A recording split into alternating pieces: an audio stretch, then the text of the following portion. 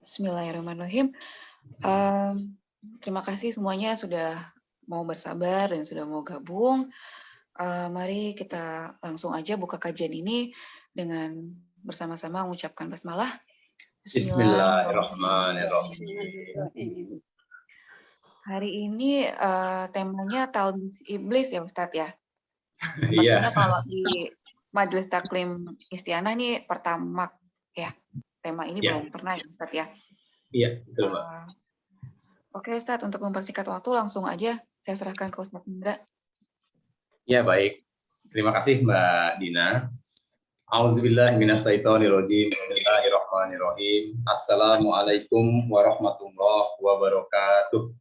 Assalamualaikum warahmatullahi wabarakatuh. Innal hamdalillah nahmaduhu wa nasta'inuhu wa nastaghfiruhu wa na'udzubillahi min syururi anfusina wa min sayyiati a'malina. Man yahdihillahu fala mudhillalah wa man yudlilhu fala hadiyalah. Amma ba'du. Qala Allah Ta'ala fil Qur'anil Karim, a'udzubillahi minasyaitonir rajim. Bismillahirrahmanirrahim.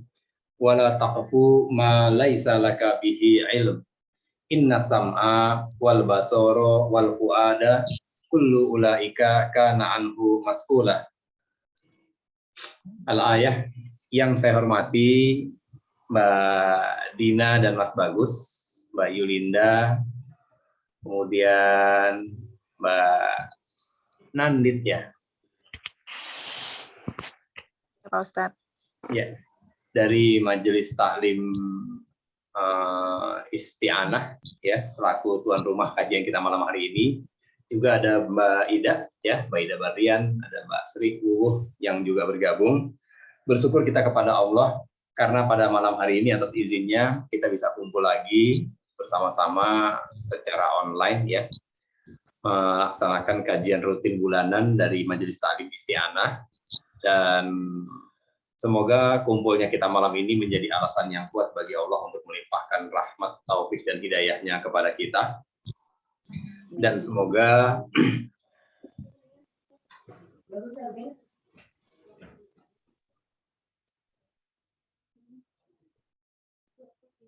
ya maaf.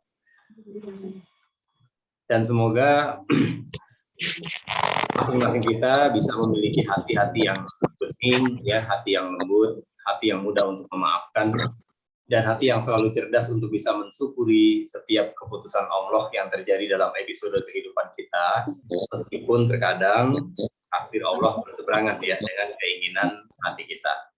Salawat dan salam selalu tercurah kepada junjungan kita, manusia terbaik sepanjang zaman, Nabiullah Muhammad Sallallahu Alaihi Wasallam beserta keluarganya, sahabatnya, dan semoga sampai kepada kita semua umatnya yang senantiasa berusaha untuk bisa mengikuti segala sunnah-sunnahnya sampai hari kiamat nanti. Tadi sudah dibuka dengan basmalah ya, Mbak Dian ya, Mbak Dina ya.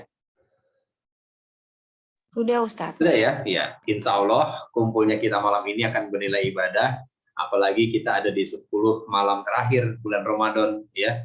Insya Allah semua amalan ibadah kita akan dilipat gandakan pahalanya oleh Allah. Amin ya Rabbal Alamin. Ya, Bapak Ibu yang dirahmati Allah, judul kajian kita malam hari ini adalah Talbis Iblis. Judulnya emang serem ya, judulnya nggak enak gitu ya, ada kata-kata yang kurang enak. Tapi ini materi yang perlu ya, yang perlu kita pahami supaya kita bisa tahu ya, apa sih iblis itu gitu ya, apa sih iblis, apa sih jin ya, apa sih setan gitu. Jadi malam ini kita mau kenalan nih ya Mbak Dina, kita mau kenalan sama yang namanya jin, yang namanya iblis, dan yang namanya setan. 3 aja yang kita kenalan. Kita nggak kenalan sama genderuwo, dedemit, kuntilanak, enggak. Cuman itu aja. Jin, iblis, dan setan gitu ya. Semoga materi ini bermanfaat untuk kita.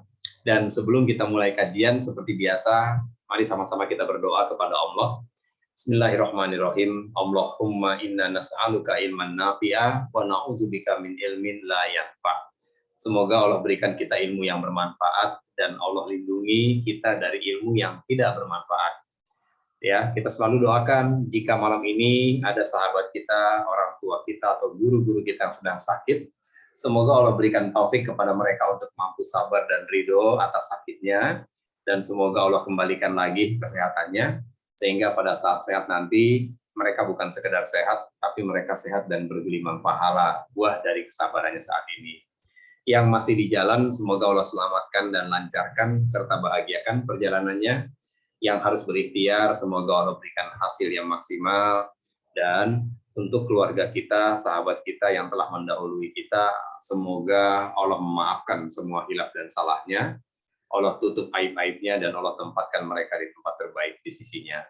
Dan kita selalu mohon ya kepada Allah, semoga kita semua termasuk orang-orang yang akan Allah mudahkan untuk bisa menginjakkan kaki kita ke tanah sucinya Allah, untuk bisa melaksanakan ibadah haji dan umroh dengan mabrur dan mabrurah, bersama-sama dengan keluarga yang kita cintai dan orang-orang yang kita sayang, dalam keadaan sehat walafiat dan serba berkecukupan. Ala hazihi niyat wa fi kulli niyatin sholihah. Al-Fatihah. Auzubillahi minasyaitonir rajim. Bismillahirrahmanirrahim. Alhamdulillahirrahmanirrahim. Iya kan.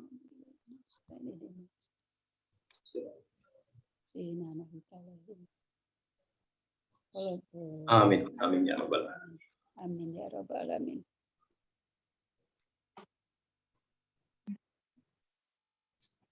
Ya, terima kasih ya. Semoga Allah mengijabah semua doa-doa kita tadi. Amin ya rabbal alamin. Ya, baik. Mbak Dina, Mas Bagus, Mbak Yulinda, dan semua ya yang hadir malam ini. Kajian kita malam ini yang berjudul Talbis Iblis, itu kajian yang kita ambil dari salah satu kitab yang berjudul sama dengan judul kajian kita. Jadi kitabnya berjudul Talbis Iblis juga, Mbak Dina. Ya, kitab ini karangan Imam Ibnu Al-Jauzi, salah satu ulama besar dalam agama kita, yang just info saja, untuk bisa membuat satu kitab ini ya sampai hadir di hadapan kita dan kita sampaikan materinya, Imam Ibnu Al-Jauzi itu harus kehilangan 2 rumah. Kehilangan 2 rumah bukan berarti kebakaran, bukan ya. Tapi beliau harus menjual 2 rumahnya untuk menuntut ilmu, belajar sampai akhirnya bisa menciptakan buku ini. Gitu. Ya.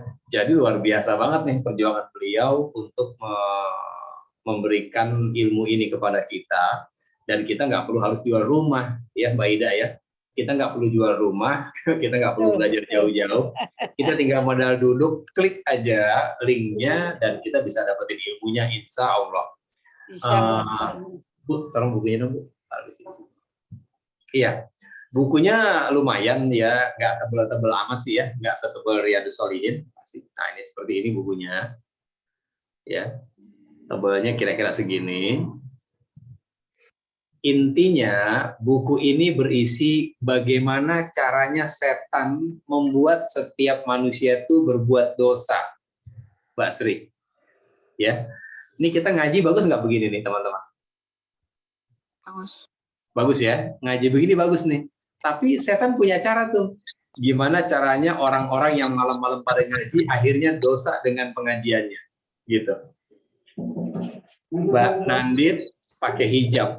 Bagus nggak pakai hijab, Mbak Nandit? Bagus. Bagus. Nanti setan, ya iblis ini punya cara. Gimana caranya Mbak Nandit akhirnya berdosa dengan jilbabnya, gitu. Ya, kita yang hari ini mungkin ada yang tadarusan, ya tadarusan kan bagus tuh. Tapi setan punya cara gimana caranya orang yang pada tadarus akhirnya malah berdosa dengan tadarusannya. Nah itulah yang ada dalam buku ini, gitu ya. Nah, banyak banget trik setan, trik iblis. Nah, tapi kita tidak langsung berbicara tentang hal tersebut malam ini. Ya, artinya gini, pastinya kajian kita akan berseri nih, Mbak Dina, Mas Bagus ya. Nggak malam ini saja. Malam ini kita hanya berkenalan dengan istilah jin, iblis, dan setan. Ya, nanti insya Allah di pertemuan berikutnya baru kita bicara tentang bagaimana cara kerja iblis menggoda kita. Ya. Baik, kajian ini kita mulai dari surat Az-Zariyat, surat ke-51 ayat 56. Silahkan dibuka. Saya yakin Mbak Yulinda, ya Mas Bagus juga udah hafal nih ayat ini. surat Az-Zariyat, surat ke-51, ayat 56.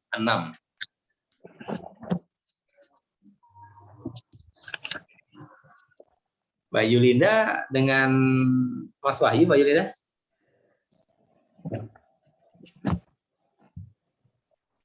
Assalamualaikum warahmatullahi wabarakatuh. Iya Pak Ustadz, kebetulan Ya. ini rame-rame, jadi izin off cam dulu ya Pak Ustadz. Oh iya. Kebetulan lagi di rumah Ibu, jadi rame-rame dengerinnya. Oke, Mbak Yulinda. Waalaikumsalam warahmatullahi wabarakatuh. Salam ya buat keluarga besar di tempat Ibu. Dan mudah-mudahan bisa nyimak juga Ya. ayat-ayatnya ya, Mbak Yulinda ya. Mbak Dina sudah ketemu ayatnya, Mbak Dina? Iya, ini sambil dengerin Pak Ustadz. Ya, alhamdulillah. Sudah ketemu ayatnya, Mbak Dina? Mbak Dina?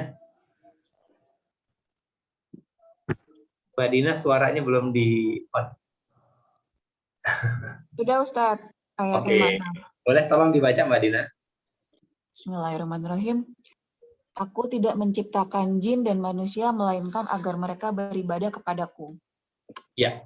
Sudah hafal kan ayatnya kan ya? Wa ma khalaqtul jinna wal insa illa liya'budun. Ini ayat udah familiar banget gitu ya. Dan tidak aku ciptakan jin dan manusia, kata Allah, kecuali untuk beribadah kepadaku. Oke. Dari ayat ini kita mendapatkan pelajaran bahwa selain kita manusia, ada juga makhluk Allah yang lain yang Allah kenakan kewajiban untuk beribadah kepada Allah. Siapa tuh makhluk lainnya tuh? Siapa? Jin, Mbak Sri ya? Ya, jadi ada jin, ada manusia. Nah, gitu. Dan tidak aku ciptakan jin dan manusia kecuali untuk beribadah kepadaku. Jin dan manusia. Suratnya surat 51 ayat 56.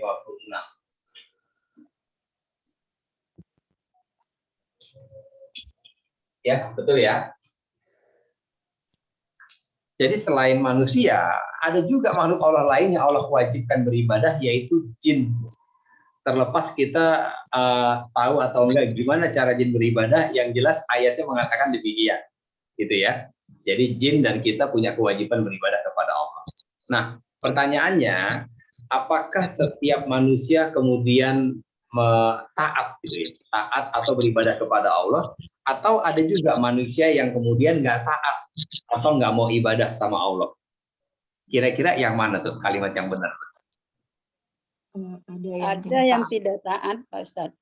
Ada yang nggak taat, ya. Iya. Kalau manusia ada yang nggak taat, maka manusia-manusia yang taat itu disebut manusia yang Islam atau beriman, sedangkan manusia yang tidak taat disebut manusia yang tidak beriman atau kufur sifatnya atau kafir orangnya, gitu ya. Nah, kalau jin kira-kira taat semua nggak ya, Mbak Dina? Enggak. Kalau jin sama ya? Sama. Dari mana kita tahu nih kalau jin ini ada yang soleh, ada yang nggak soleh? Atau kalau kita lagi ngobrol-ngobrol tuh ya, biasanya kita suka dengar istilah ada jin Islam, ada jin Kafir. apa lagi? Jin kafir. Kafir. Itu kira-kira menurut kita atau memang ada ayatnya ya yang mengatakan demikian gitu? Ada loh jin yang soleh, ada jin yang nggak soleh gitu. Kira-kira ada nggak ayatnya ya? Ada. Ada. Iya. Surat berapa, Pak Dina? Silakan Ustadz. Tahu. Tafadhol Ustaz, silakan. Iya, silakan dibuka suratnya surat jin. Nah, ini kita lagi ngomongin jin. Suratnya surat jin. Surat jin itu surat ke-72 ya, teman-teman ya. Surat 72 ayat yang ke-11. Surat 72 ayat ke-11. Pak Ustadz ya. Ya.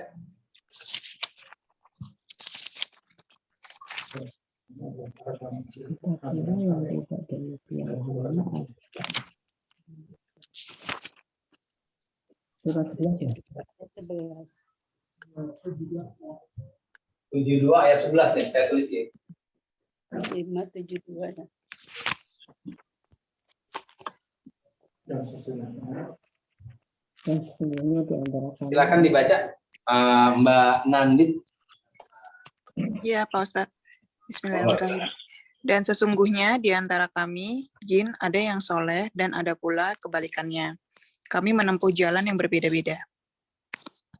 Dan sesungguhnya di antara kami nih para jin, ini yang ngomong siapa nih? Allah. Jin,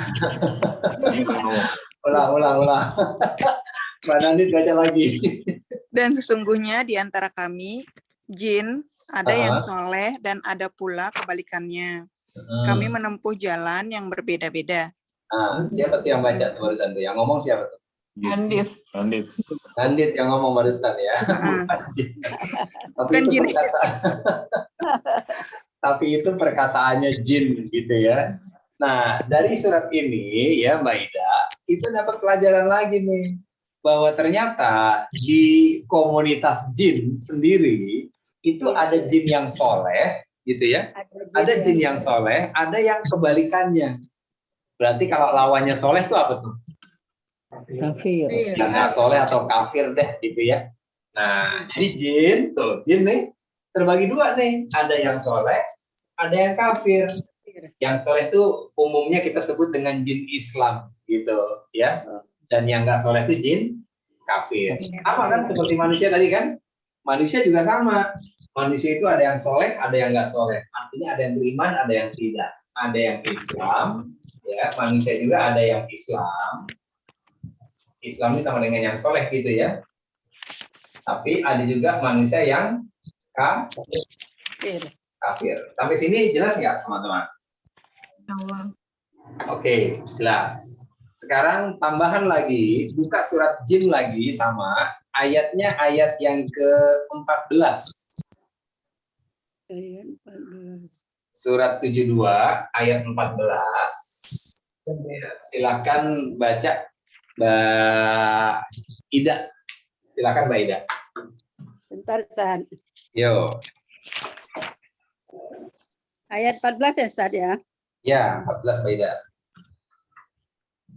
Dan di antara kami ada yang Islam dan ada yang menyimpang dari kebenaran. Siapa yang Islam, maka mereka itulah telah memilih jalan yang lurus. Dan sesungguhnya Ayat 14. di antara kami, ya, ada orang-orang yang taat dan ada pula orang-orang yang menyimpang dari kebenaran. Di antara kami itu, kaminya siapa tuh? Jin. Jin, ya.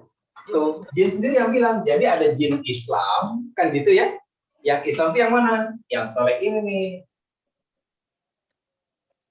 Tuh. Dan ada juga yang menyimpang. Yang menyimpang yang mana? Yang kafir tadi. Jelas sampai di sini? Jelas ya? Jadi jin itu sama kayak kita. Ada yang taat, ada yang enggak. Manusia juga sama. Oke. Nah, lihat nih. Yang tidak taat, jin yang tidak taat kita masukkan dalam golongan jin kafir. Manusia yang tidak taat juga masuk dalam golongan manusia yang kafir. Kan gitu ya. Nah, jadi kafir ini adalah sifat dari jin atau manusia yang membangkang. Gitu. Yang tidak taat kepada perintah Allah. Gitu. Ya. Nah, jadi di antara jin dan manusia, dua-duanya memiliki sifat pembangkangan terhadap Allah. Gitu. Nah, sifat pembangkangan terhadap Allah, sifat menentang Allah, sifat menyelisihi Allah, nggak mau taat sama Allah, itulah sifat-sifat syaiton. Gitu. Sebagaimana yang Allah sebutkan dalam surat Al-Kahfi. Nah, ini kalau ibu-ibu rajin baca surat Kahfi nih, surat ke-18 ayat ke-50. Silakan dibuka suratnya. Yang baca sekarang Mbak Sri. Sebentar, Ustaz.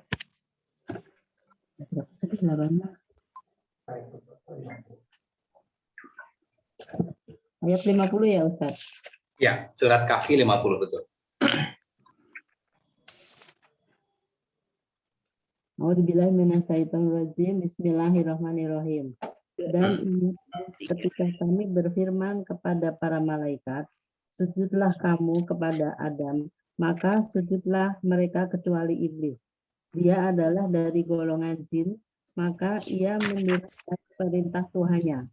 Patutkah kamu mengambil dia dan turunan-turunannya sebagai pemimpin selain daripadaku, sedang mereka adalah musuhmu. Amat burukkah iblis itu sebagai pengganti Allah bagi orang-orang yang zalim. Sadaqallahul azim. Terima kasih Mbak Sri ya.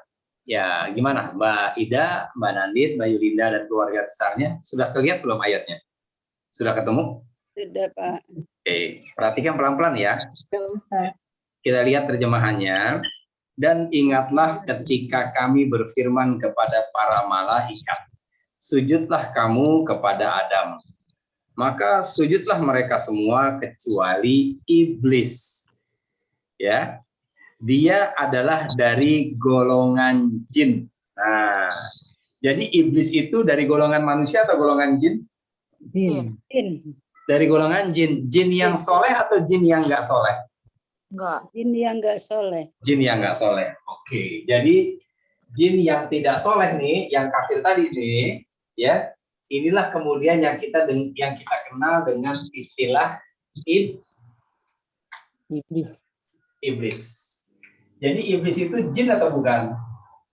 Jin. Bagian dari jin. Iya, jin yang mana? Jin kafir. Jin yang kafir. Sip. Ya, jadi iblis dan jin ya dia juga gitu ya, makhluknya sama. Tapi kalau iblis itu adalah jin dari golongan yang pembangkangnya tuh, yang nggak taat sama Allah. Jelas ya? Ya Allah. Jelas ya? Insya Allah, Ustaz. Ya, oke. Jadi ini iblis ini punya sifat pembangkangan tuh, kita silang. Manusia yang kafir juga punya sifat-sifat pembangkangan, tidak mau taat sama Allah. Nah, sifat membangkang dan menentang Allah inilah yang disebut dengan sifat-sifat gitu. Jadi setan itu bukan makhluk, ya, Mbak Yulinda. Setan itu bukan makhluk, setan itu adalah sifat buruk atau sifat pembangkangan, sifat ketidaktaatan manusia atau jin kepada Allah. Jelas nggak? Setan sifat jadi ya. Setan itu bukan makhluk, tapi sifat. Sifat yang membangkang kepada perintah Allah. Dan sifat ini ada pada jin dan ada juga pada manusia. Jelas nggak sampai sini? Jelas? Allah jelas, Ustaz. Iya, Pak Ustaz. Berarti kalau gitu setan ada yang dari jenis apa aja kalau begitu? Manusia juga ada. Manusia dan Setan. Jin. dan jin. Jadi setan itu ada dari jenis manusia dan setan itu ada yang dari jenis jin. Ya, jin yang pada bandel tuh, yang pada nggak taat, disuruh puasa nggak puasa, nah itu setan tuh sifatnya gitu ya. Manusia juga sama, manusia yang pada nggak mau puasa di Ramadan padahal nggak sakit, nggak lagi dalam perjalanan, itu juga jadi setan tuh sifatnya gitu ya, sifat-sifat setan. Oleh karena itu, salah satu konsekuensi kita mempelajari kitab Talbis Iblis ini, kita akan diberikan ilmu oleh Allah untuk bisa akhirnya melihat setan secara real gitu. Ya, pengen nggak Mbak Ida bisa ngelihat setan, Mbak Ida? Pengen tapi takut kali Ustaz ya.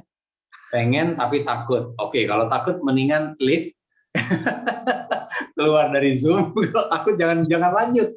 Kalau takut loh, Mbak Sri gimana? Pengen lihat setan apa enggak? Pengen. Pengen. Takut nggak? Enggak. Enggak. Oke. Kalau nggak takut stay di sini. Berani nih Mbak Ida, Mbak Ida. Oke. Ya, ada satu ayat yang kalau kita baca ayat ini itu otomatis mulai malam ini Mas Bagus, Mbak Dina, Mbak Sri, Mbak Nandit, Mbak Ida diberikan kemampuan oleh Allah untuk bisa melihat setan. Surat berapa tuh? Surat 6 ayat 112. Yang sifatnya aja kan nggak takut kita. 112. 26 plus 12.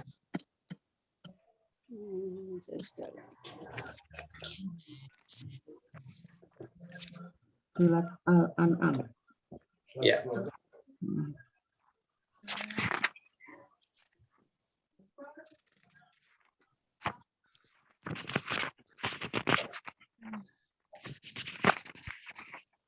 Silakan Mas Bagus kalau sudah ketemu ayatnya, Mas.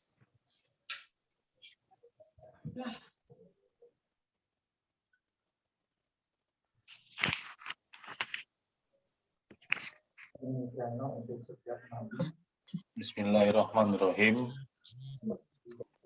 Dan demikianlah untuk setiap nabi kami menjadikan musuh yang terdiri dari setan-setan manusia dan jin. Sebagian mereka membisikkan kepada sebagian yang lain perkataan yang indah sebagai tipuan. Dan kalau Tuhanmu menghendaki, niscaya mereka tidak akan melakukannya. Maka biarkanlah mereka bersama apa kebohongan yang mereka ada-adakan. Ya. Ya. Oke, terima kasih Mas Bagus. Dari ayat ini ada nggak informasi tentang setan tuh, Mas Bagus? Ada. Ya, jadi setan itu ada dari jenis apa aja? Manusia dan jin. Manusia dan jin. Nah, jadi setan itu ternyata ada dari jenis manusia dan ada dari jenis jin, gitu. Ya, setan itu sifat pembangkangan, sifat ketidaktaatan kita kepada Allah. Ya. Jadi ada setan dari jenis manusia, ada setan dari jenis jin. Itu ayatnya jelas banget tuh. Setiap nabi diberikan musuh dari jenis musuh berupa setan dari jenis jin dan dari jenis manusia. Nah, kira-kira ya setan yang dari jenis mana nih yang kemudian bisa kita lihat? Manusia. Setan yang dari jenis manusia. Tuh. Berarti kalau gitu kita bisa nggak jadi setan? Bisa. Kapan? Kapan kita jadi setan? Kalau kita membangkang, Ustaz. Iya. Kalau kita ngebangkang, kita tidak taat dengan apa yang Allah perintahkan dalam Quran. Pada saat kita tidak taat itulah sifat setan kita muncul dalam diri kita. Gitu tuh. Ya. Jelas sampai di sini? Jelas. Berarti kalau begitu, Mbak Dina pernah lihat setan nggak, Mbak Dina? Pernah, Ustaz. Pernah. Dari sering ya. Setan yang mana nih? Tadi Mbak Ida takut, sekarang ketawa-ketawa dia. Tadi masih takut padahal. Mbak Ida pernah lihat setan nggak? Sering berarti Pak. Sering. Siapa tuh setannya, Mbak Ida? Ya, yang tidak mentaati Al-Quran atau ya perintah-perintah Allah. Iya. Bisa nggak contohin orang yang mana tuh? Saya sendiri. Kita sendiri kadang-kadang. Kita. Lu aja kali.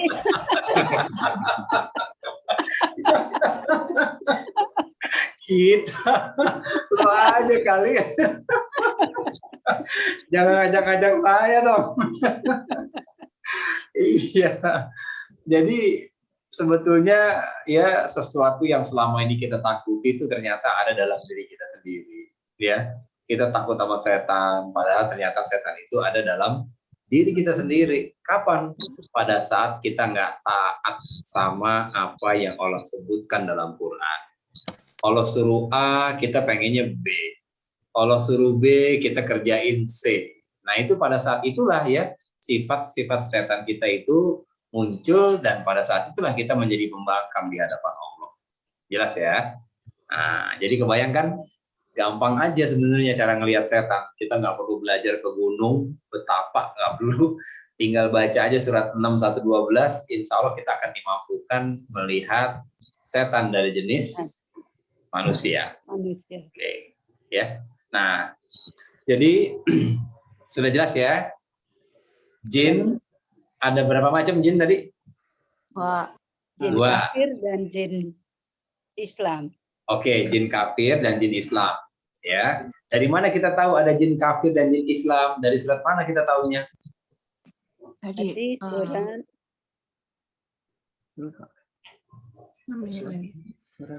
Dari surat berapa? Jin Surat jin ya, Pak. ayat 11.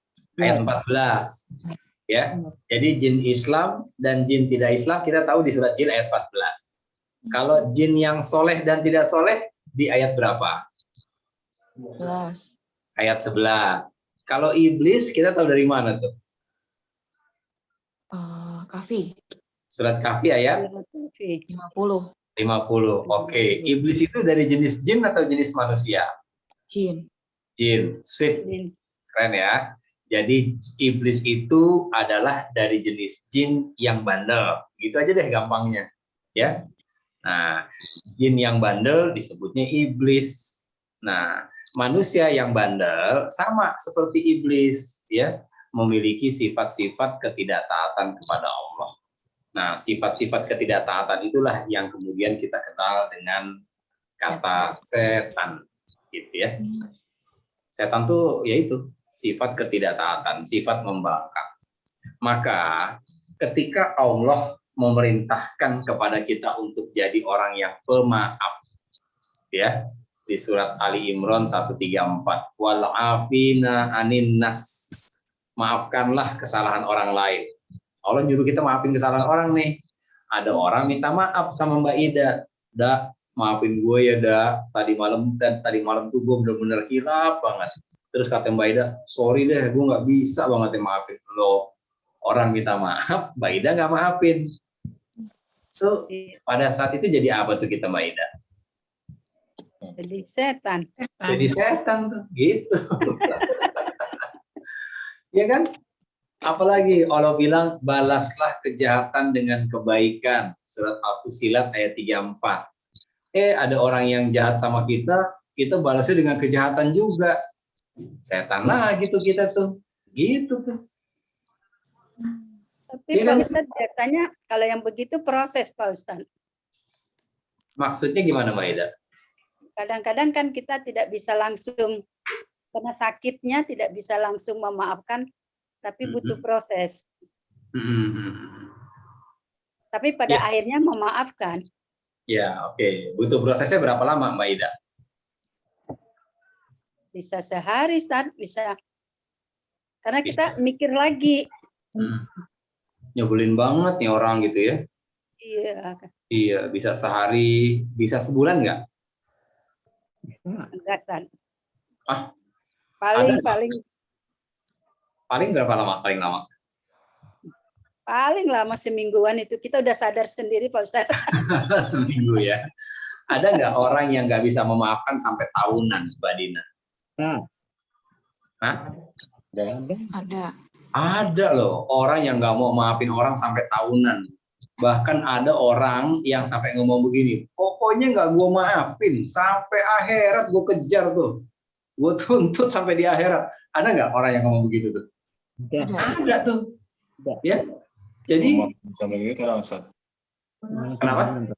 Maafin sambil inget-inget tapi tetap masih inget-inget Ustaz. Ingat. Oh iya. Maafin. Itu Ustaz. Jadi misalnya nih, kita iya sih gue maafin tapi gitu. Besok-besok nggak mau kerja sama lagi deh gitu. Oh iya deh gue maafin tapi gue nggak lupa ya gitu ya. Kapok gitu. Iya. Itu gimana Ustaz? Ya pilihan sebetulnya ya. Memaafkan, jadi forgiven, unforgotten. Gue maafin tapi gue gak bakal lupa ya sama lo ya. Oke, emang gak bakal bisa lah kita melupakan.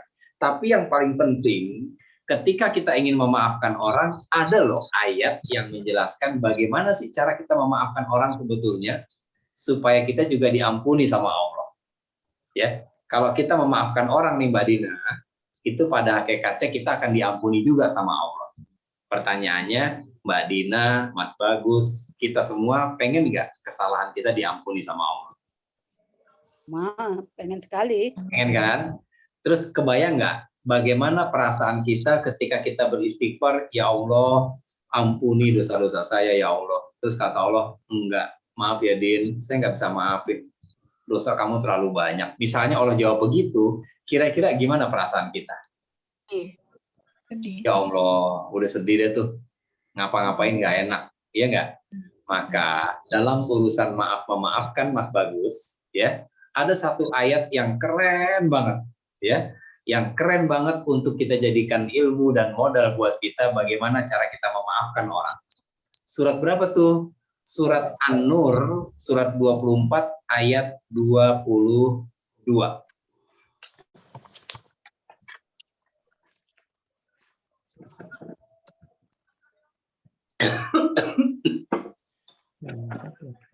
Surat 24.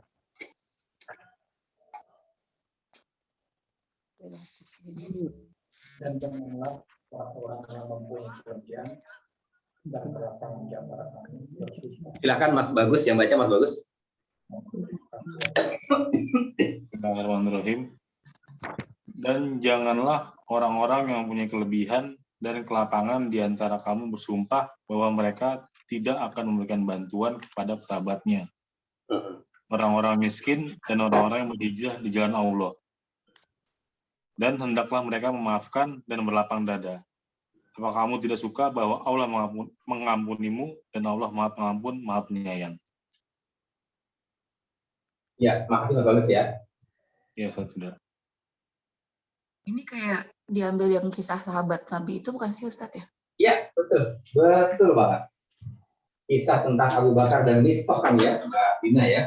Ya. Nah, ini ayat udah pernah kita bahas nih. Tapi kali ini kita bahas dari sisi yang berbeda gitu. Itu kerennya ayat-ayat Allah, itu kerennya Quran. Ayat yang sama itu bisa kita kaji dari berbagai sudut gitu ya. Nah, malam ini ayat ini kita kaji dari sisi memaafkannya nih, Mbak Dina. Ya.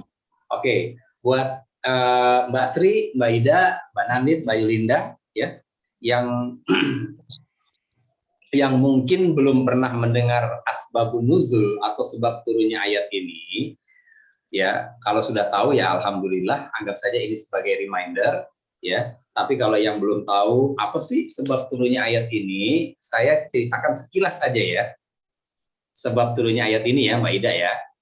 Jadi Mbak Nandit, Mbak Ida, ayat ini bercerita tentang kisah Abu Bakar dan pembantunya atau budaknya yang bernama Mistah. Ya, Abu Bakar dan Mistah. Abu Bakar itu sahabat Rasul yang kaya raya, sedangkan Mistah sahabat Rasul juga, beriman dan berhijrah juga kepada Rasul, tapi dari golongan yang tidak the have. Abu Bakar yang the have, yang kayanya, sedangkan Mistah dari golongan yang miskin. Jelas ya? Jelas, Oke, ya. tapi dua-duanya sahabat Rasul nih, dua-duanya beriman. Nah, Mistah itu berkhidmat kepada Abu Bakar. Jadi dia stay, tinggal di rumah Abu Bakar untuk membantu segala keperluan Abu Bakar. Jelas ya? Berarti hubungan antara Abu Bakar dan Mistah dekat nggak nih? Dekat lah, ya orang tiap hari tinggal di rumahnya. Dan Abu Bakar setiap bulan mensupport Mistah. Jadi tiap bulan Mistah dikasih uang. Keluarganya bukan cuma Mistah nih, orang tuanya dikasih, ya saudara-saudaranya dikasih. Jadi baik banget. Kemudian qadarullah, Mistah ini terlibat penyebaran berita hoax gitu kalau hari ini, ya, menyebarkan isu bahwa anaknya Abu Bakar yang bernama Aisyah sekaligus istri Rasulullah itu berzinah dengan seorang laki-laki. Nah, gitu ceritanya tuh. Ya. Coba kalau Mbak Sri punya pembantu, terus pembantunya ini udah kerja lama sama Mbak Sri, terus tiap bulan Mbak Sri bantu juga, ya, pembantu Mbak Sri dengan keluarganya sekalian. Tahu-tahu nih pembantu memfitnah anak Mbak Sri berzinah dengan seorang laki-laki, dan satu komplek percaya akhirnya. Bener tuh, anaknya si Sri itu ternyata penzinah. Wah, gitu tuh. Kira-kira Mbak Sri mau apain tuh membantu kalau kayak begitu tuh Mbak Sri? Dipecat ya, Pak Ustadz. Ya nggak tahu, saya nanya nih, Mbak Sri jangan nanya lagi. Mbak Sri yang jadi tuan rumahnya nih. Terus pembantunya memfitnah anak Mbak Sri. Nah, kira-kira kalau Mbak Sri ini, Mbak Sri apain nih pembantunya nih anaknya nih? Marah. Marah Hah? lah. Marah. Dipecat apa enggak? Pecat. Pecat. Langsung SP3 berarti ya? Iya, reprimand SP3 langsung out. Gitu. Itu kalau Mbak Sri, ya. Sedangkan ini terjadi pada diri Abu Bakar, salah satu wanita, salah satu manusia terbaik nomor 2 setelah Rasul. Abu Bakar nih, manusia terbaik selain Nabi, ya setelah Nabi Muhammad, ya Abu Bakar.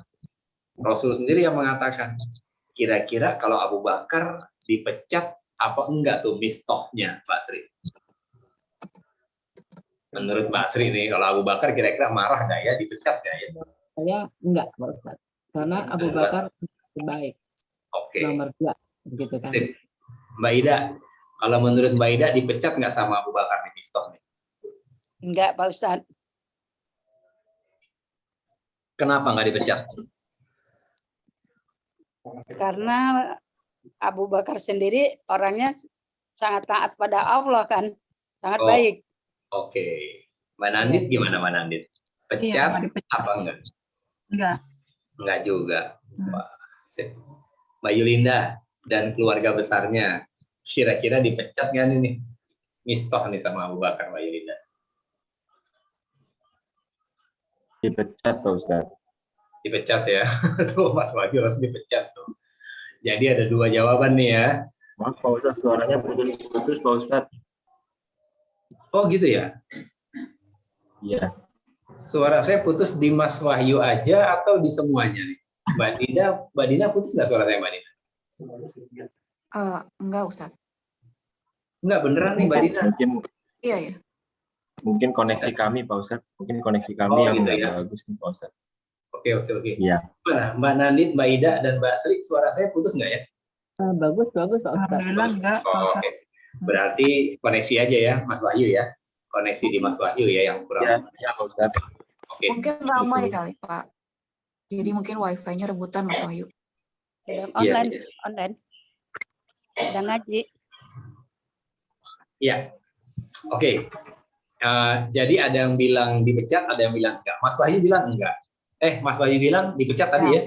Pecat kata Mas Wahyu. Sementara kubu Mbak Ida, iya, Mbak Nandit dan Mbak Sri bilang enggak dipecat karena Abu Bakar orangnya taat dan sabar. Faktanya nih di lapangan, ternyata Abu Bakar yang sabarnya luar biasa pun akhirnya lepas juga tuh kesabarannya. Ya, Abu Bakar nggak terima anaknya difitnah dan akhirnya Abu Bakar bersumpah dengan nama Allah, Mbak Ida. Demi Allah, mulai hari ini saya tidak akan mensupport mistoh lagi. Oh, marah tuh Abu Bakar ternyata mana nih? Dipecat tuh mistoh tuh, pakai sumpah lagi. Demi Allah, wallahi, mulai hari ini saya tidak akan bantu mistoh lagi. Oh, Abu Bakar marah ternyata. Pertanyaannya, tidak mau membantu orang itu baik atau buruk? Buruk. Buruk. Ya. Kalau bersumpah pakai nama Allah untuk sesuatu yang buruk, itu benar atau salah? Salah. Ya, jadi Abu Bakar melakukan kesalahan juga nih. Karena Abu Bakar bersumpah dengan nama Allah untuk tidak mau lagi membantu mistoh. Gitu, ya. Nah, karena ini satu kesalahan, kemudian Allah langsung menegur Abu Bakar lewat turunnya surat ini. Nah, gitu ceritanya tuh, ya. Turun deh. Begitu Abu Bakar bersumpah, langsung turun ayat tuh. Luar biasa tuh Abu Bakar ya. Berbuat kesalahan, langsung turun satu ayat. Mbak Ida, pernah nggak bikin salah Mbak Ida? Sering, Pak Ustadz. Sering. Berapa ayat Quran yang turun gara-gara Mbak Ida bikin salah? Ada nggak ayat Quran yang turun? Ada, tapi belum tahu Pak Ustadz. Ya, ini ada. Jadi Mbak Ida bikin salah terus turun ayat. Bikin salah turun lagi ayat. Nggak ada ya. Kita kalau bikin dosa tuh nggak ada ayat yang turun gitu. Tapi kalau Abu Bakar, Rasulullah itu kalau mereka berbuat salah, Allah langsung tegur tuh dengan turunnya ayat. Ya, seperti surat Abasa, ya. Surat apa lagi tuh yang ketika Rasul mengharamkan madu dan sebagainya. Nah, jadi turunlah ayat ini ya Bapak Ibu sekalian. Turun ayat ini yang isinya janganlah orang-orang yang memiliki kelapangan, maksudnya orang-orang yang beruang gitu ya, yang rizkinya banyak seperti Abu Bakar, bersumpah untuk tidak lagi membantu saudaranya yang miskin. Siapa tuh? Mistoh tadi. Ya. Jelas tuh ya ayatnya ya. Betul nggak? Coba lihat lagi suratnya. Surat 24 ayat 22. Tolong dilihat lagi pelan-pelan aja biar kita ngerti. Iya, biasa. Ya. Janganlah orang yang memiliki kelapangan itu bersumpah untuk tidak lagi mau membantu saudaranya yang miskin dan berhijrah di jalan Allah. Saudaranya ini maksudnya Mistoh tadi.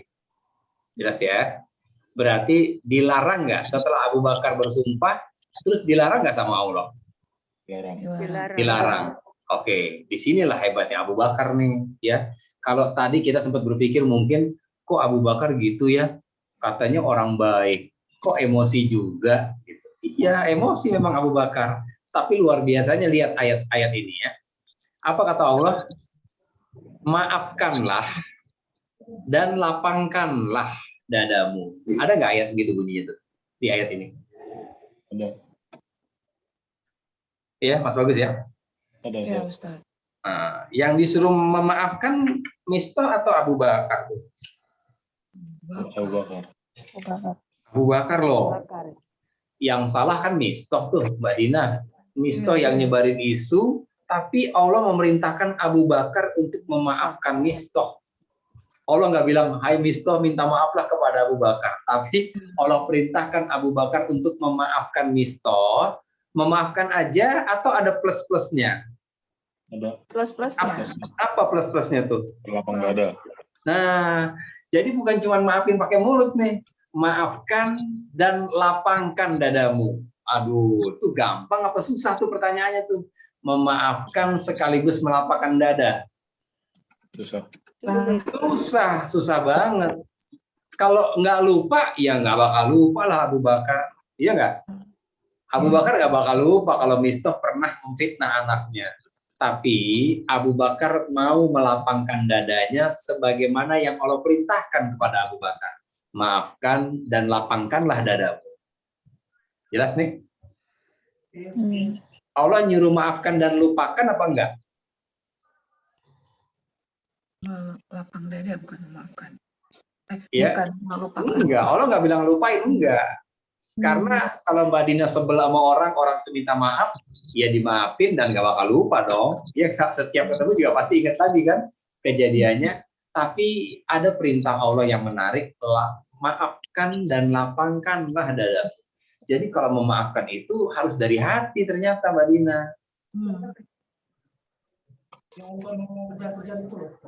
Kenapa? Lanjutin lagi ayatnya. Maafkan dan lapangkanlah dadamu. Kemudian apa kelanjutannya, Mas Bagus? Orang-orang yang menuduh perempuan baik. Hendaklah mereka memaafkan dan berlapang dada. Terus? Apakah kamu tidak suka bahwa Allah mengampunimu? Apakah kamu tidak ingin? Apakah kamu nggak suka Abu Bakar kalau Allah mengampuni kamu? Oh, ini ayat disampaikan sama Rasulullah kepada Abu Bakar nih. Abu Bakar langsung menyaut, bala, benar ya Rasulullah. Aku ingin diampuni oleh Allah. Karena baru saja berbuat salah kan Abu Bakar kan? Abu Bakar baru saja berbuat salah, bersumpah dengan nama Allah untuk tidak membantu orang lagi. Oh, itu salah tuh. Ya, ada babnya sendiri itu dibahas dalam kitab Riyadhus Shalihin. Tidak boleh bersumpah dengan nama Allah untuk berbuat yang tidak baik, gitu. Apakah kamu tidak suka Abu Bakar kalau Allah mengampunimu? Iya ya Allah, saya ingin diampuni oleh Allah. Karena Abu Bakar ingin diampuni Allah, maka Abu Bakar langsung melawan egonya yang tadinya sebel ingin memecat Mistah dan sudah dipecat, langsung dicabut tuh ucapannya. Artinya nextnya besokannya Mistah udah kerja lagi. Udah Mistah, silakan kerja lagi deh. Coba hebat nggak Abu Bakar kalau begitu? Iya. Di situ tuh hebatnya Abu Bakar gitu loh. Ya, bisa langsung kembali kepada ketaatan kepada Allah, padahal beberapa waktu sebelumnya emosinya luar biasa. Jadi pantas kalau Abu Bakar disebut manusia terbaik kedua setelah Rasul, karena ini nggak gampang ya kita lihat. Nah, orang-orang yang bisa memaafkan plus melapangkan dada itu hanya orang-orang yang dirahmati oleh Allah. Orang-orang yang hatinya dirahmati sama Allah. Nah, kalau kita bisa memaafkan dan melapangkan dada, maka Allah akan mengampuni juga dosa-dosa kita. Nah, pertanyaannya, Mbak Dina pengen nggak diampuni dosa-dosanya sama Allah? Mbak Nandit pengen nggak dosanya diampunin Allah? Ingin. Berarti kalau pengen, caranya gimana? Maafkan kesalahan orang lain dan lapangkan dada kita. Kalau nggak lupa nggak apa-apa deh, masih ingat nggak apa-apa. Tapi yang penting hati dilapangi, gitu. Ya, jelas ya. Oke. Jadi kita kembali ke talbis iblis. Ya, jadi iblis itu pada saat diperintahkan Allah untuk sujud kepada Adam, mau apa enggak tuh iblis tuh? Nggak mau. Nggak mau. Menolak. Ya, karena iblis menolak, kemudian apa yang terjadi? Diusir. Diusir dari mana? Dari surga tuh, ya. Diusir dari surga tuh. Surat berapa tadi tuh? Yang Mas Bagus baca tadi tuh? Hah? Surat berapa tadi? Sebentar, Ustaz.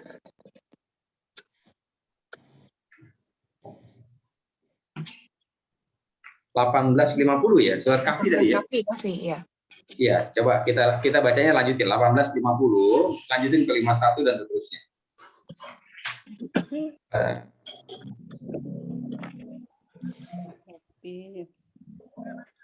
Oh, bukannya 50 dong ya. Yang surat sebentar, surat Al-A'raf ayat 93. Yang mana, Ustaz? Iya, iya. 18. Ya, di surat Kahfi itu hanya cerita ketika iblis tidak mau sujud kepada Adam ya. Nah, cerita detailnya setelah nggak sujud terus apa kejadian berikutnya itu ada di surat Al-A'raf ayat 12. Silahkan dibuka suratnya. Keberapa Ustaz? Surat ke-7. Surat 7 ayat 12 Mbak Dini. Ini Mbak Dini udah ada ya. Assalamualaikum Mbak Dini. Waalaikumsalam. Sehat-sehat Mbak Dini ya. Selamat bergabung.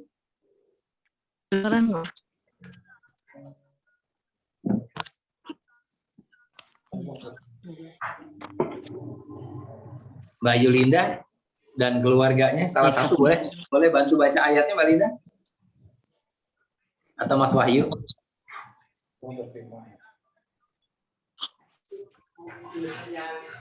Gimana Pak Ustaz? Boleh bantu baca ayatnya, artinya Surat 7 ayat 12. Allah berfirman,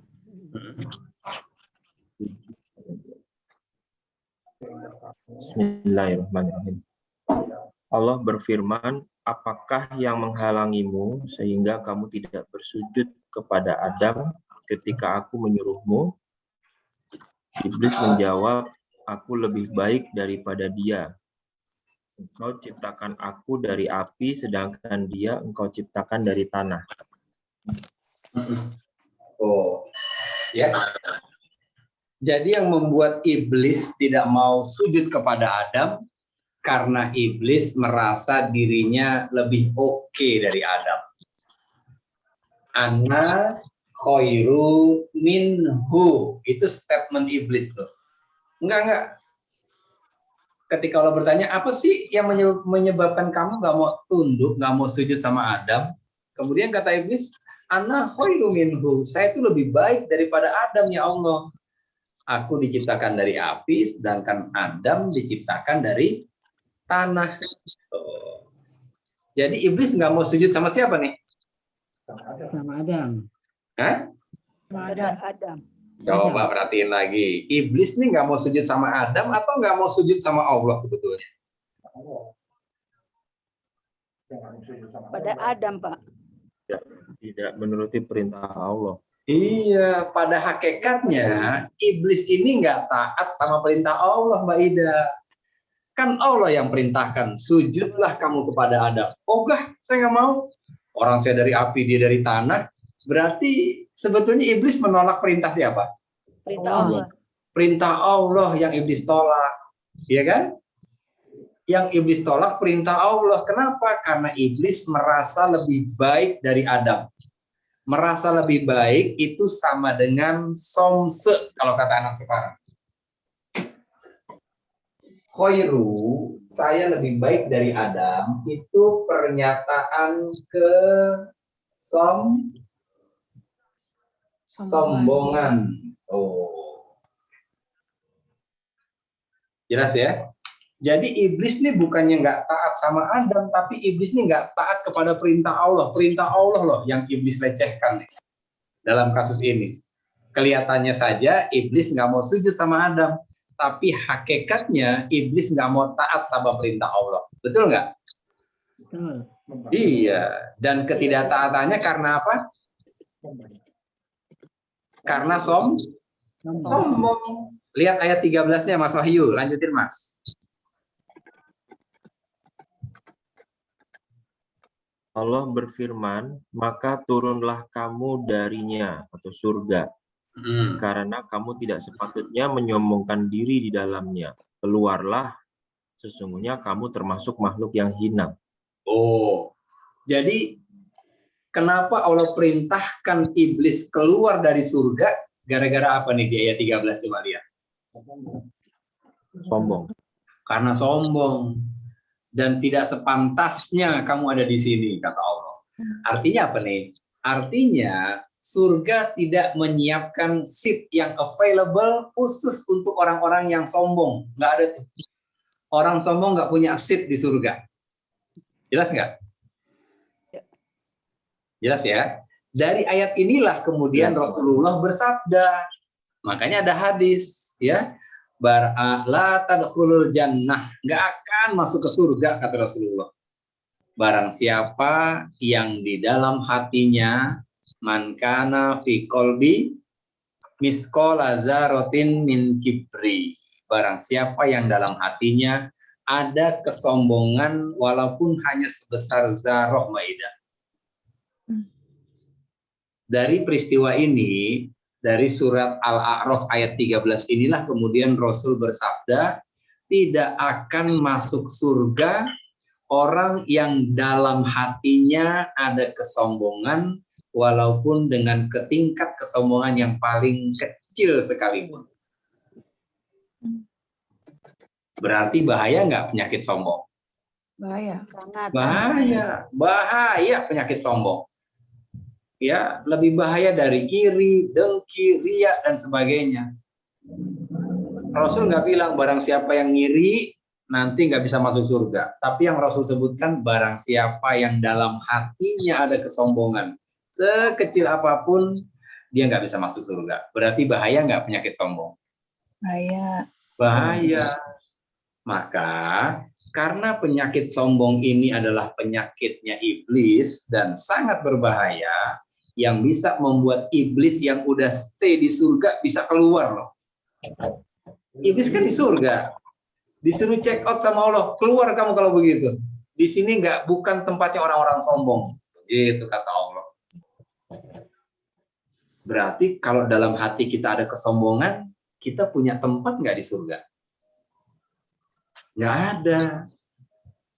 Karena bahayanya penyakit sombong, kita harus tahu nih, Apa sih sebetulnya sombong itu? Betul nggak?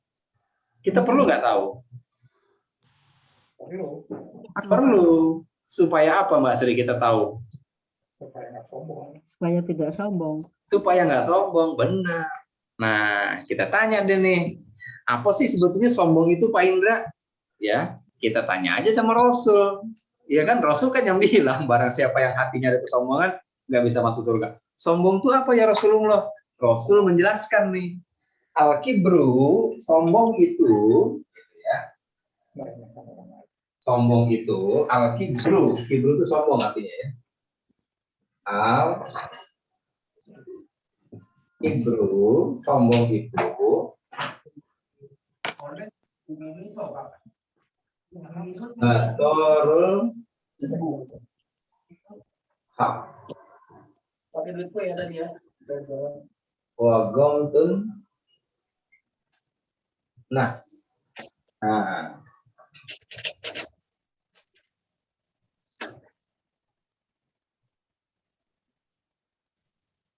Nah, ini Bapak Ibu sekalian, ya.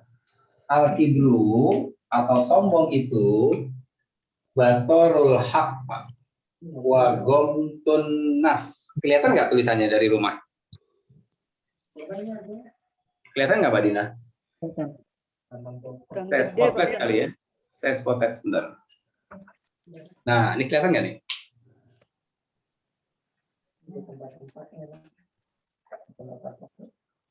Kelihatan, Ustaz. Kelihatan ya.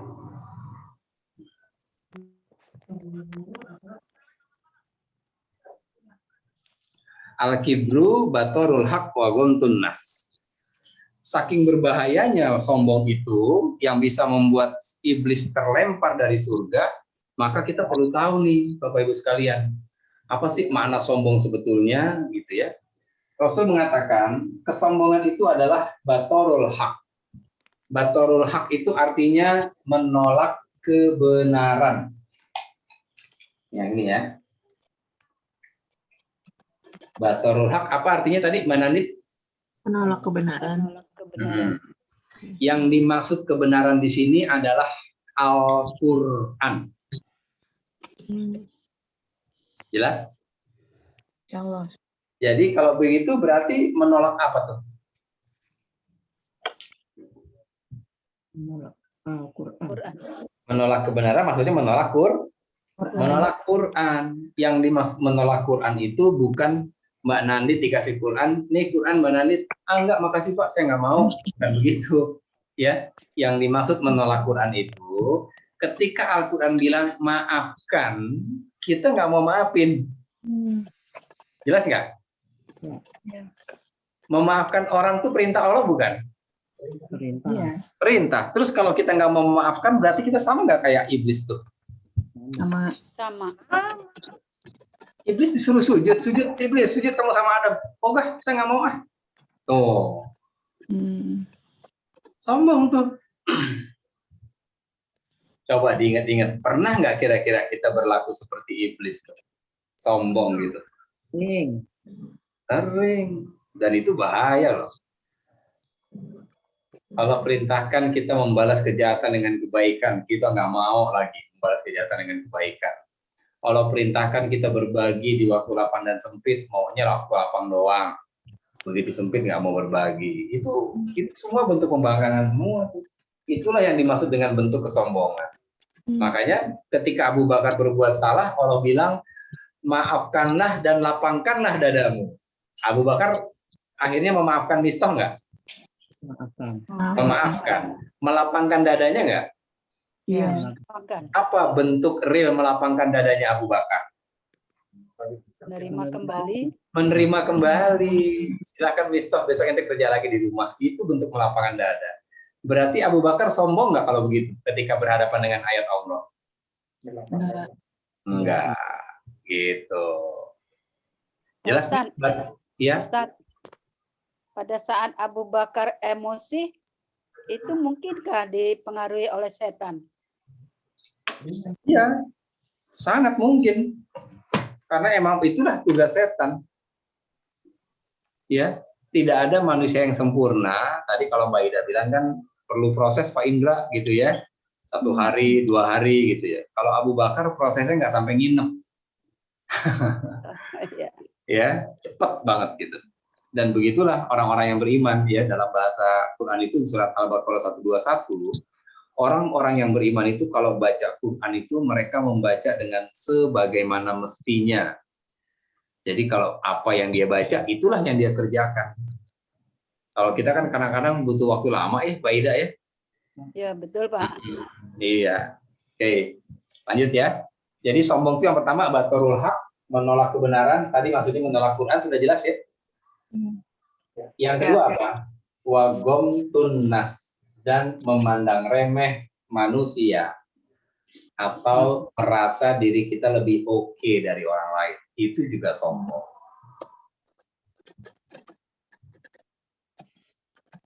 Ketika wanita yang sudah berhijab jalan di mall gitu ya. Kemudian ngelihat orang-orang wanita lain yang belum berhijab dan muslim agamanya, kan bisa jadi muncul tuh perasaan bahwa kita lebih baik dari dia. Betul nggak sih? Iya. Iya, suka muncul tuh perasaan itu tuh. Itu kalau ada perasaan begitu, itu kata Rasulullah masuk tuh dalam kategori sombong tuh. Ana khairu minhu. Oh, itu penyakit kronisnya iblis tuh. Merasa diri lebih baik gitu. Maka mulai hari ini belajarlah untuk tidak pernah merasa diri kita lebih baik dari orang lain. Caranya gimana? Ulama mengajarkan setiap pagi ketika kita membuka pintu dan berjalan keluar dari rumah kita, caranya nih Mbak Ida biar nggak sombong nih ya. Setiap kita keluar rumah dan bertemu dengan manusia lain, bagaimanapun model manusia itu, mau tatoan, mau ditindik hidungnya gitu ya, mau pakaiannya jelek dan sebagainya, jangan pernah merasa diri kita lebih baik dari mereka. Caranya, batinkan dalam hati kita bahwa orang ini pasti punya amalan hati yang lebih baik dari saya. Nah, gitu caranya. Jadi kalau Mbak Ida kan udah pakai hijab nih, melihat saya nggak pakai hijab, oh Pak Indra nggak pakai hijab, payah gitu. Misalnya nih, langsung batinkan dalam hati, pasti Pak Indra punya amalan hati yang lebih baik dari saya, gitu loh. Maksudnya amalan hati itu gimana sih? Iya, secara fisik kita sudah berhijab, tapi apakah kita sudah jadi orang yang pemaaf? Gitu. Bisa jadi dia tatoan, bisa jadi dia belum pakai hijab, tapi kalau urusan memaafkan, kita kalah jauh sama dia. Misalnya seperti itu. Ya. Jadi ulama ngajarinya gitu Mbak Dina. Setiap Mbak Dina ketemu orang, bagaimanapun modelnya orang itu, batinkan dalam hati Mbak Dina, ini orang pasti punya amalan yang lebih oke dari saya. Gitu tuh. Ya. Contohnya sederhana banget ya. Ketika kita lagi jalan di tempat umum gitu ya. Kemudian kita melihat ada cowok tatoan pakai jeans, celana jeans bolong-bolong gitu ya. Nggak pakai baju, pakai jaket sepotong gitu. Kita ngelihatnya sebel nggak sih kalau gitu tuh? Ya. Kita ngelihatnya takut, sebel, dan kita kan rata-rata underestimate ya Mbak Dina ya kalau ngelihat orang kayak gitu ya. Kesannya pasti buruk aja. Baru kita berpikir begitu, tahu-tahu di dekat kita ada ibu-ibu yang mau nyebrang jalan, kita belum berpikir untuk membantu, itu orang yang tatoan langsung, mari Bu, saya seberangin. Gitu. Ya, itu kan amalan hati tuh. Kayak gitu loh. Hal-hal seperti itu yang mesti kita tanamkan dalam hati, supaya kita nggak punya penyakit sombong dalam hati kita. Jelas ya? Insya Allah.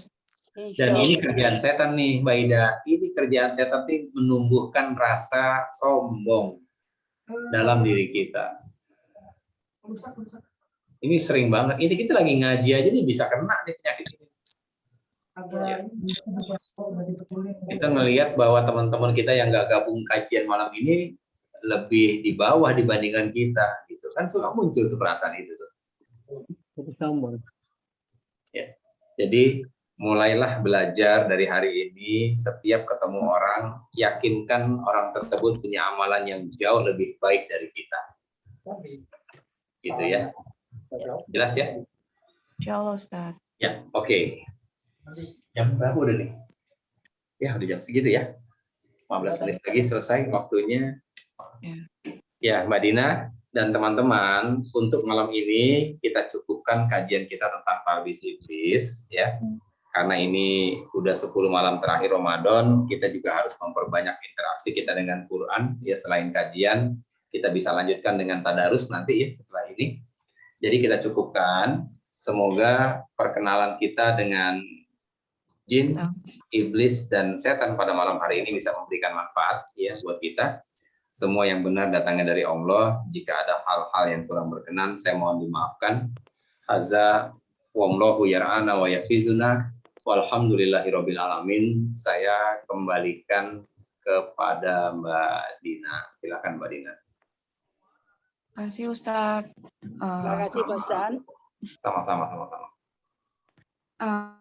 Mungkin memang karena ini udah 10 malam terakhir buat ibadah kita biar maksimal, mungkin juga kita nggak terlalu malam, saya setuju Ustaz.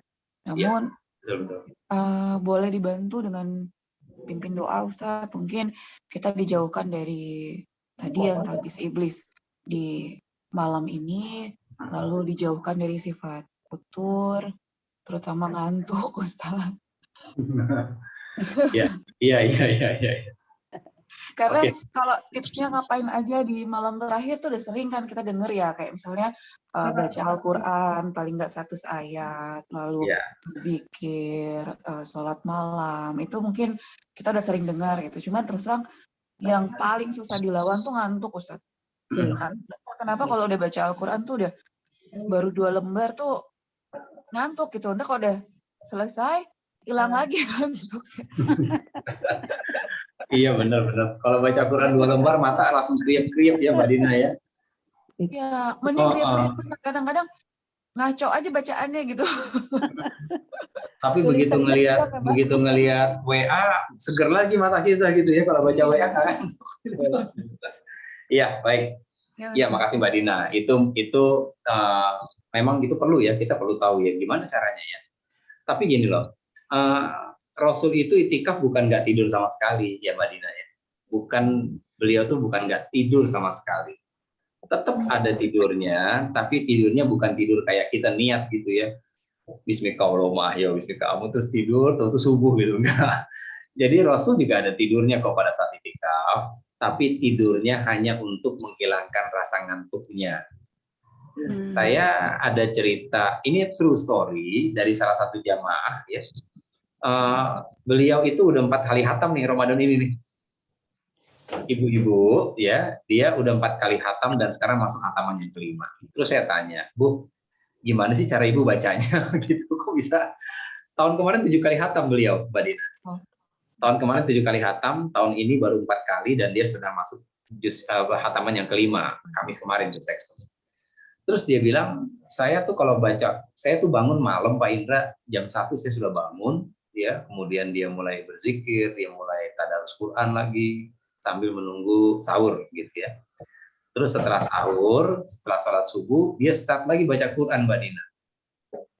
Terus saya tanya, sampai jam berapa baca Qurannya? Bu, terus Pak, sampai asar katanya. Saya tuh dengar ibu itu bilang dia baca Quran dari habis subuh sampai asar. Kan shock saya kan. Beneran Bu? Iya Pak. Ibu nggak ngantuk? Ngantuk Pak Indra. Tapi setiap saya ngantuk, saya minta tolong sama Allah. Ya Allah, saya udah nggak kuat nih. Saya pengen tidur, tapi tolong tidurin saya 10 menit aja ya Allah. Minta tolong Mbak Dina sama Allah dia. Minta tolongnya spesifik tuh. Ya Allah, saya udah nggak kuat nih. Udah ngantuk. Saya mau tidur, tapi tolong tidurkan saya 10 menit aja. Kemudian bangunkan supaya saya bisa seger lanjutin baca Quran. Jadi dari subuh sampai asar itu, dia hanya break pada saat ngantuk dan sholat zuhur. Luar biasa. Ngantuk tidur 10 menit, tapi minta sama Allah. Jadi intinya, supaya kita nggak ngantuk, ya Kalau udah datang rasa ngantuk, tidurin Mbak Dina. Nggak ada obat lain deh kalau udah ngantuk, tidurin. Tapi tidurnya sambil minta sama Allah, request gitu. Ya Allah, saya mau tidur nih. Tapi jangan kasih pules ya Allah. Ya maksudnya jangan kelamaan. Yang penting saya bisa ngilangin ngantuk saya. Gitu. Jadi bukan nggak tidur sama sekali, ya tetap ada tidurnya, tapi hanya sekedar aja. Dan itu perlu pertolongan dari Allah. Jadi tipsnya minta tolong ya Mbak Dina, jangan cuman komplain doang. Kenapa sih mata kriep-kriep nih tiap baca Quran gitu. Udah minta tolong belum sama Allah? Kita minta loh, benar-benar minta. Ya Allah, tolong kuatin dong saya biar bisa itikaf nih, maksudnya biar kuat begadang. Tuh, tapi begadangnya yang positif ya, untuk bisa tadarus Quran. Itu minta sama Allah. Yang kedua supaya mata nggak kriep-kriep, ya tips dari Nabi Hud nih. Surat Hud, surat 11 ayat 52. Surat 11 ayat 50. Iya. Ini tip keren banget dari Nabi Hud.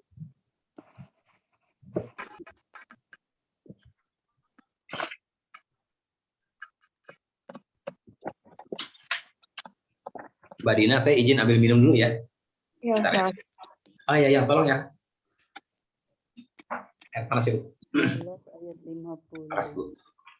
11.52, kalau sudah ketemu Mbak Dina yang baca ya. Bismillahirrahmanirrahim. Dan Hud berkata, wahai kaumku, mohonlah ampun kepada Tuhanmu, lalu bertobatlah kepadanya. Niscaya dia menurunkan hujan yang sangat deras. Dia akan menambahkan kekuatan di atas kekuatanmu, dan janganlah kamu berpaling menjadi orang yang berdosa. Ya, terima kasih ya Mbak Dina ya. Sudah ketemu Mbak Ida, Mbak Nandit, Mbak Sri? Ayana sudah ketemu? Sudah, Pak Ustaz. Oke, perhatikan ya. Hud berkata kepada kaumnya, wa ya qaumis taghfiru rabbakum. Wahai kaumku, beristighfarlah kamu kepada Rabbmu. Lihat teks Arabnya tuh. Wa ya qaumis taghfiru rabbakum. Wahai kaumku, beristighfarlah kamu kepada Rabbmu. Summa tubu, kemudian bertobatlah kamu kepadanya. Ya kan? Ilaihi yursilis sama alaikum midroro. Jadi kalau kita memperbanyak istighfar dan bertobat kepada Allah, maka Allah akan turunkan hujan yang sangat deras. Apa maksudnya hujan yang sangat deras nih Mbak Ida? Hujan itu rahmat bukan? Ya. Rahmat. Jadi hujan yang deras itu bukan nanti Mbak Dina, astagfirullahaladzim, terus hujan turun gitu. Ya, bukan hanya begitu, tapi maksudnya kalau Mbak Dina dan kita semua memperbanyak istighfar nih Mbak Dina nih, memperbanyak istighfar, astagfirullahaladzim. Tapi istighfarnya bukan ngejar target nih. Astagfirullahaladzim. Nggak gitu. Nggak usah ngebut-ngebut. Yang real aja bacanya, astagfirullahaladzim. Dan ketika kita mengucapkan astagfirullahaladzim, kita ingat satu dari dosa kita. Astagfirullah yang kedua, ingat dosa kita yang kedua. Dosa apa aja tuh? Banyak dosa kita. Waktu kita ngegas ngomong sama suami, dosa nggak? Dosa. Sehari berapa kali ngegas Mbak Nandit kalau ngomong sama suami? Nggak terhitung kayaknya. Oh, nggak kehitung. Jadi setiap istighfar tuh ingat tuh, ya Allah dosa saya gitu ya. Nah, kalau kita memperbanyak istighfar, nanti Allah akan turunkan rahmat yang banyak banget ke dalam hati kita. Hujan yang deras itu rahmat. Oke. Nah, rahmat itu fungsinya melembutkan hati manusia. Sebagaimana surat Ali Imran 159. Fabima rahmatin minallahi lintalahum. Hanya berkat rahmat dari Allah lah engkau Muhammad bisa bersikap lemah lembut terhadap mereka. Jadi rahmat Allah itu fungsinya melembutkan hati kita, Mbak Dina. Jelas? Summa tubu, lalu bertobatlah. Ya kan? Nanti Allah akan turunkan hujan. Wa yazidkum quwatan ila quwatikum ayatnya. Apa tuh artinya tuh? Wa yazidkum. Dari ziyadah. Allah akan menambahkan kekuatan di atas kekuatan yang sudah ada pada diri kita. Maksudnya gimana nih? Kalau kita banyak istighfar Mbak Dina, Allah akan berikan booster kekuatan tambahan kepada Mbak Dina di atas kekuatan fisik Mbak Dina. Mbak Dina fisiknya udah oke nggak sekarang nih? Insya Allah, Ustaz. Insya Allah oke. Kaki, tangan normal ya, bisa dipakai jalan, bisa bergerak, aman. Mata aman, aman semua. Secara fisik semuanya aman. Oke. Tapi fisik yang sehat itu nggak ada artinya apa-apa kalau hati kita itu berat. Ya, banyak nggak orang yang badannya sterek, six pack, tapi nggak sanggup buka mata di waktu subuh untuk sholat subuh? Banyak nggak? Banyak. Banyak. Kalau ngangkat barbel 20 kilo kuat dia, kuat banget. Tapi kalau disuruh jalan nih untuk sholat dia nggak sanggup. Jadi ini bukan tentang fisik, ini tentang kekuatan hati. Maka kalau Mbak Dina memperbanyak istighfar kepada Allah, wa yazidkum, Allah akan tambahkan kekuatan ke dalam hati Mbak Dina di atas kekuatan fisik yang sudah ada. Fisik udah oke nih. Apa artinya fisik yang oke kalau Allah nggak kasih kekuatan hati? Tapi kalau Allah kasih kekuatan hati, walaupun kriep-kriep nih jam 2 nih, aduh ngantuk banget, enggak, gua harus bangun. Hati itu yang bisik tuh. Gue harus bangun nih, gue harus itikaf malam ini. Oh itu bangun tuh. Dan itu Allah yang kasih. Dan Allah kasih ketika kita memperbanyak istighfar kepada Allah. Wa yazidkum quwatan illa quwatikum. Jadi bukan fisiknya jadi sterek, bukan. Fisik tetap begitu, tapi kekuatan hati yang Allah tambahkan. Jelas nggak? Jelas. Nah, coba lihat di masjid. Yang lebih banyak sholat subuh, yang aki-aki apa anak-anak muda? Coba. Ayo. Aki-aki kan? Yang jalannya gagah apa jalannya udah pakai tongkat, pakai batuk lagi. Tapi datang ke masjid. Ayo, yang mana banyak kan? Ya, aki-aki. Aki-aki. Secara fisik udah nggak kuat. Tapi kenapa kebanyakan aki-aki yang ke masjid kalau pagi-pagi? Karena kalau udah aki-aki, kebanyakan orang udah banyak istighfar nggak kepada Allah? Oh iya. Iya, karena banyak beristighfar, Allah kasih kekuatan dalam hatinya, jadi semangat dia untuk ke masjid itu luar biasa. Dan semangatnya itu membuat tubuhnya keteteran. Gitu. Jalan udah susah, tapi dia harus sampai ke masjid karena hatinya kuat. Dan itu Allah yang kasih. Jelas? Insya Allah jelas, Ustaz. Sip. Dan mata kita kan ada dosanya nih. Ada nggak dosa mata? Banyak. Aduh banyak. Ingat, dosa itu ada bobotnya. Makanya dalam surat Al-Insyirah, alam nasroh laka sodrok. Bukankah aku telah melepaskan bebanmu, kata Allah. Beban dosa. Ini mata kita yang kita gunakan untuk melihat hal-hal yang Allah nggak suka. Itu ada bobot dosanya. Dan dosa itu gelayutan di sini nih Mbak Dina nih. Gelayutan di sini dosanya yang berarti betul. Itu kalau kita nggak istighfarin, dia terus aja gelayutan. Jadi tuh, kalau baca Quran begini bawaannya. Begitu kita istighfar, Allah cabut semua. Semua beban dosa diangkat, sehingga mata kita gampang kebuka. Kaki jadi enteng ngambil wudhu. Pinggang jadi kuat, nggak dikit-dikit langsung. Baru satu ain loh begini lagi. Yang repot baru baca a'udzu 2 kali muak. A'udzubil. Baru a'udzu belum selesai udah muak. Minasyaitonirrajim. 2 kali nguap baru ta'awuz. Minta tolong Mbak Dina. Minta tolong sama Allah, banyakin istighfar. Ini tips dari Nabi Hud. Wa yazidkum quwatan ila quwatikum. Allah akan tambahkan kekuatan di atas kekuatan fisik kita. Jelas ya? Insya Allah, Ustaz. Makasih banyak. Oke. Jadi kalau ngantuk tidur, calling-callingan sama Mas Bagus. Mas, aku ngantuk Gantian. nih. Iya gantian. Aku tidur, kamu baca ya, tadarus ya.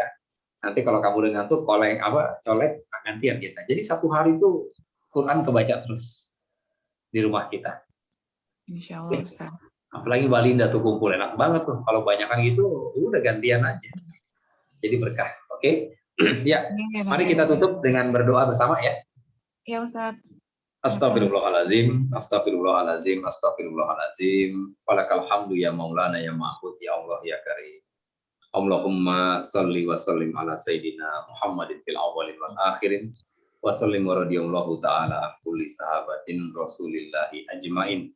Allahumma inna nas'aluka salamatan fid din wa afiyatan fil jasadi wa ziyadatan fil ilmi wa barakatan fil rizqi wa taubatan qoblal maut wa rahmatan indal maut wa maghfiratan ba'dal maut. Allahumma hawwin alaina fi sakaratil maut wa najatan minan nari wal afwa indal hisab.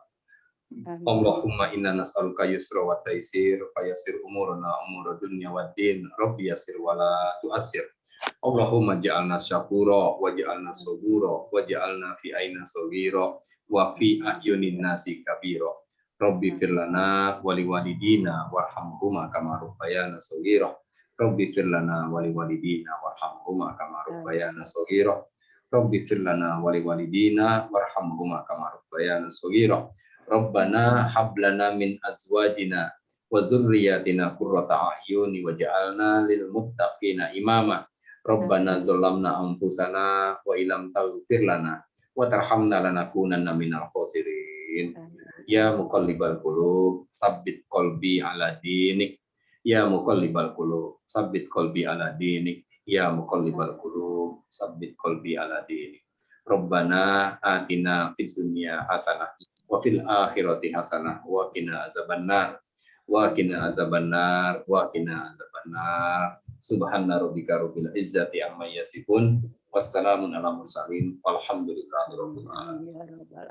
Amin ya rabbal alamin. Subhanakallahumma wa bihamdika asyhadu an la ilaha illa anta astaghfiruka wa atubu ilaik.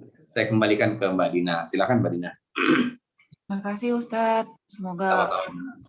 Allah terima dan ridhoi kajian hari ini. Amin, amin. Allah kabulkan doa-doa kita tadi. Terima kasih untuk Ustadz Indra, terima kasih untuk semuanya. Semoga malam ini kita bisa beribadah ya. Semoga Ramadan kali ini kita mendapat Lailatul Qadar. Amin, amin, amin, amin. Mari kita tutup kajian ini dengan hamdalah. Alhamdulillahirabbil alamin. Terima kasih ya semuanya, Mas Bagus, Mbak Dina, Mas Wahyu. Terima kasih. Mas Tri. Ya, Mbak Ida, makasih ya udah bergabung. Salam buat teman-teman BPJS, Mbak Ida. Ya, insyaallah Pak Ustadz ya. Ya, assalamualaikum warahmatullahi wabarakatuh. Waalaikumsalam warahmatullahi wabarakatuh. Mas Wahyu, salam ya buat keluarga besarnya Mas Mbak Yulinda. Iya. Salam, insya Allah disampaikan Pak Ustadz. Yuk, Iya. makasih. Iya Mbak, makasih ya Mbak. Yuk.